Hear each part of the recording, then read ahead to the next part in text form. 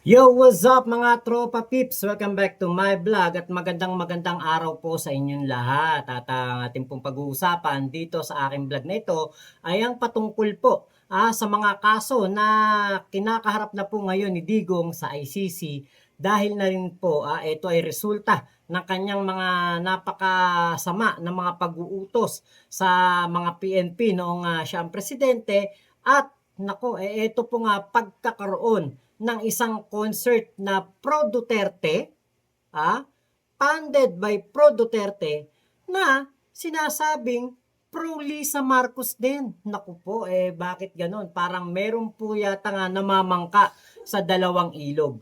Ngayon po, ito po ang balita ng GMA. Pakinggan po muna natin at meron po tayong reaksyon. Ito po. Rodrigo kay dating Pangulong Rodrigo Duterte. Bahagi ng reklamo ang insidente ng pagpatay sa 78 biktima umano ng drug war ni Duterte sa ilang taon ng pagiging Davao City Mayor niya at sa ilang taon ng kanyang termino bilang Pangulo. Nakatutok si Salima Refran. Tatlong counts ng crimes against humanity for murder at attempted murder ang mga asuntong isinampa laban kay dating Pangulong Rodrigo Duterte ayon sa prosecution pre-confirmation brief na inilabas ng International Criminal Court o ICC. Sakop ng count 1 ang 19 na pagpatay sa mga umano'y drug pusher at magnanakaw noong 2013 hanggang 2016 sa Davao City habang mayor pa si Duterte at umano'y pinuno ng Davao Death Squad. Sakop ng count 2 ang 14 na pagpatay sa mga umano'y high-value targets na sangkot umano sa droga sa unang taon ni Duterte bilang Pangulo. Sakop naman ng count 3 ang 43 pagpatay at 2 tangkang pagpatay sa lower level criminals sa pamamagitan ng barangay clearance operations o Oplan Tukhang mula 2016 hanggang 2018. Sa dokumento, sinabi na indirect co-perpetrator si Duterte sa 3 count ng murder. Bilang Davao City Mayor, may legal na kontrol umano si Duterte sa pulisya noon at sa ibang tauhan ng City Hall at barangay na nagkasa ng mga krimen. Ayon sa ICC prosecutor, ang ginawa sa Davao, pinalawig umano ng maging Pangulo siya. Malinaw na pinapakita sa atin ng prosecutor na merong nangyaring DDS killings at ito ay naayon sa isang plano. Nung naging presidente na si Duterte, nung siya ay naging simula 2016, nabuo or isinagawa yung national plan. Pili lang ang mga inilistang insidente at biktima. Mas maliit definitely kaysa sa libo-libo na sinasabi, pero ito ay posibleng bahagi ng approach o resulta ng approach ng prosecutor ngayon na kumbaga paninigurado. Sisiguraduhin namin makukonvict namin siya sa pinakamalalakas na insidente o kaso. Sa isinapublikong dokumento, hindi binanggit o kaya na may tinakpan. Ayan. Alam nyo, kung makakasuhan si Digong sa ICC, deserve naman po niya yan.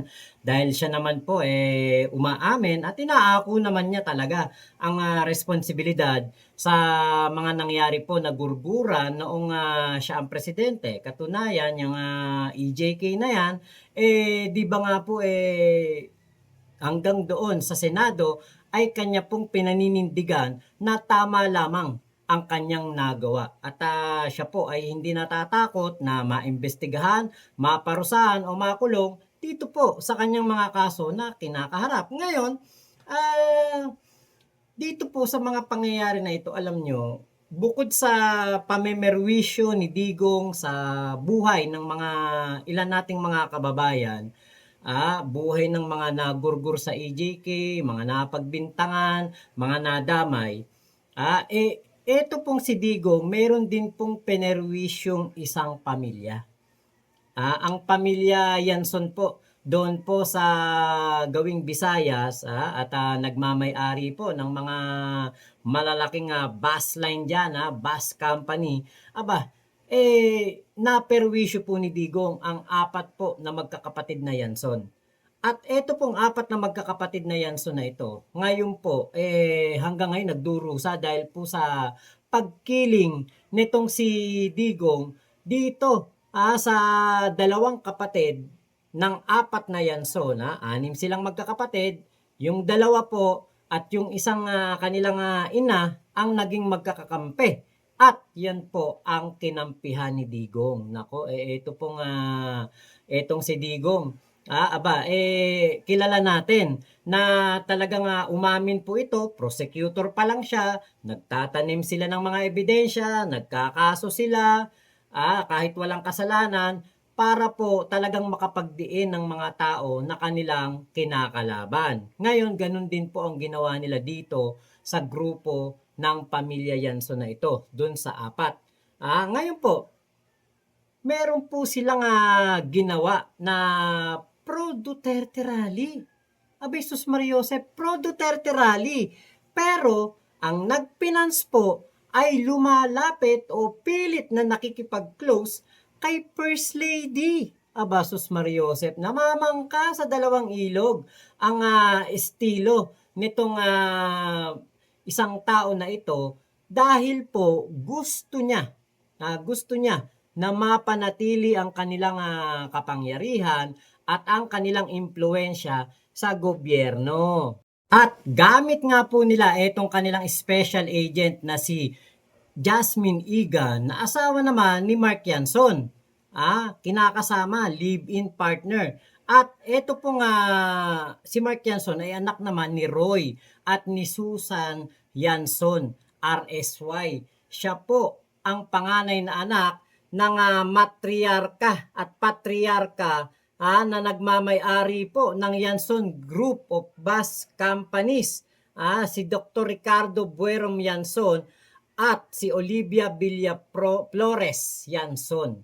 Ngayon po, ito pong si Alpotera ay ginagamit nila para makapenetrate dito kay Digong. Para talagang mapalapit kay Digong at nag-success naman po talaga dahil po hanggang ngayon ay talagang tiwalang-tiwala po si Digong dito kay Alpotera. Pero alam niyo po ba na meron pong isang tao, si Small Boy, ngayon etong si Small Boy, nagpondo ng concert para kay Digong doon po sa Negros Oriental. At nako, magugulat po kayo. Ito pong si Small Boy ay ito po ay pilit na lumalapit po dito kay First Lady Lisa Araneta Marcos. Imagine niyo po yun. Abay, sa Bacolod po ito nagpa-concert. At etong Small Boy na ito, namamangka po sa dalawang ilog. Gustong mapalapit kay Digong at gustong mapalapit kay First Lady. Bakit? Syempre, para mabalance nga naman. Para nga naman, kapag magka-problema sila ngayon, sa pamumuno ni PBBM, meron pong sasalo sa kanila at meron silang aasahan na suporta na katulad ng ginawa ni Digong. Na pamumuisit po dito sa 4 na magkakapatid na Yanson. Kinasuhan ba naman ng mga kasong no bail? At nako, ito po matindi. Pero yung bang sarili mong bus, kakarnapin mo? Diba? Alam niyo po ba na yan po ang mga pinerwisyo ni Digong noong siya ang presidente? Dahil nga po sa pagkakaroon ng isang napakalapit na tao doon po sa Malacanang nung panahon ni Digong, etong Y2 o yung tinatawag po na group ng dalawang Yanson. Merong Y4 at merong Y2. Ito pong Y4 ay siya pong mga pinerwisyo nitong si Digong dahil nga po, meron pong Alpotera sa kanyang tabi. Kaya po ito, katulad niyan, kinakarma na si Digong. Hindi lang yung mga biktima ng AJK ang talagang naperwisyo ni Digong. Kahit po mga prominenteng pamilya. Family feud nga po ito. Pero sinausawan ni Digong gamit mismo ang kanyang mga PNP noon. Gamit ang SEC at ang iba pang mga sangay ng gobyerno para lamang po ma-pinpoint o ma-pin down ito pong mga pamilya Yanson, yung Y4. hindi po ito hindi po ito kumbaga dapat na ipasawalang bahala. Kasi po alam nyo, kapag po ang Malacanang napasok po ng ahas na ito, napasok po ng double face na ito, two-timer, nako, delikado po ang Malacanang. Kasi nagawa po nilang imanipula si Digong noon. Kayang-kaya din nila yan kapag nakapenetrate po sila ng tuluyan sa Malacanang. Inuumpisa nila kay First Lady Lisa Marcos, baka sumunod na nila sa pagmamanipula o pagsipsip dito kay PBBM. Pero alam natin, sigurado natin, si PBBM po ay hindi ganyan tao at si PBBM po ay hindi basta-basta mauuto ng isang tao na namamangka sa dalawang ilog, 'di ba? Nako, ingat-ingat po, First Lady PBBM, baka po ang etong grupo ng mga Y2 na ito, ng mga masasamang loob na ang nais lamang ay puro pagkagahaman, pagkainggit, pagkapanibugho, sa kanilang mga kapatid, baka po makapasok dyan sa inyo sa Malacanang at maimpluwensyahan po kayo. Nako, sana po mag-ingat kayo dyan. Ngayon, etong mga nangyayari na ito kay Digong, deserve niya yan. Di ba, meron nga tinatawag, karma knows what you did last summer. So, ito na yung karma ni Digong. Patong-patong. Napakarami. Bakit? Napakaraming naperwisyong pamilya. Napakaraming naperwisyong mga buhay. Di ba po? Kaya po, deserve ni Digong yan. Kung siya makasuhan ng murder, attempted murder, nako. Hindi po dapat tayo, kumbaga magtapos lang doon. Dahil nga po, bukod sa mga pamilya po ng mga EJK victims, meron din pong mga kumpanya, mga pamilya, mga magkakapatid, ang naperwisyo ni Digong noong siya po ang presidente. At nako, mag-ingat po tayo sa mga two-timer, double face, at yan pong mga ibang nagpapanggap na ngayon parang alam niyo, meron silang hugot, meron silang kapit kay Digong, tapos meron pang kapit sa Malacanang. Nako, sa mga susunod po na araw, malalaman niyo pa po ng mas malalim kung ano po ang koneksyon ni Alpotera dito kay Digong, sino si Small Boy, at bakit po nila pineperwisyo ang apat na magkakapatid na Yanson. So, yun lamang po. Maraming salamat sa pagsama nyo dito sa aking vlog na ito. Ingat po kayo.